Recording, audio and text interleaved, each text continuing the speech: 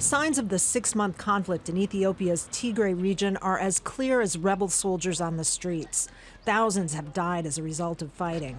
But getting caught in the crossfire with government soldiers is just one risk faced by some 5 million civilians there in need of food assistance. The UN has warned the country is on the brink of famine. And troops working with the government from neighboring Eritrea, the UN says, bear particular blame.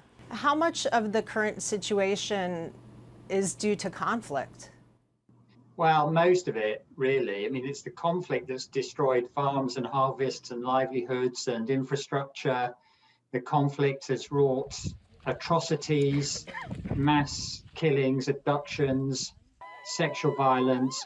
But some of the parties, I think, all the evidence is consistent with the worry that Eritrea, in particular, is using starvation as a weapon of war, which is a violation.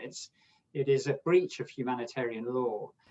In the 1980s, horrific images like these of starving children in Ethiopia and other parts of Africa prompted international outcry.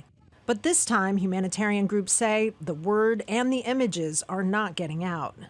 There is both restrictions on information and then a massive campaign to basically question, undermine the information which is coming out from the region as well. And this is obviously a very difficult context for humanitarian actors to work in.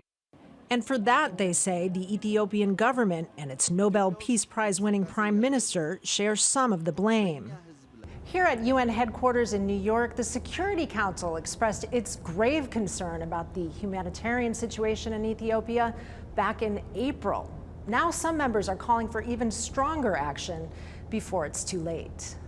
I expect the Security Council to discuss it again in the days to come and to keep the pressure on humanitarian access, because progress needs to be done in terms of human rights, because the situation is really bad.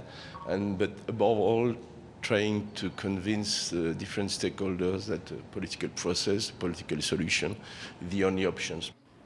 And as bad as it is, UN officials warn it is only a matter of weeks before things could get much worse. Kristen, Saloomey, Al Jazeera, the United Nations.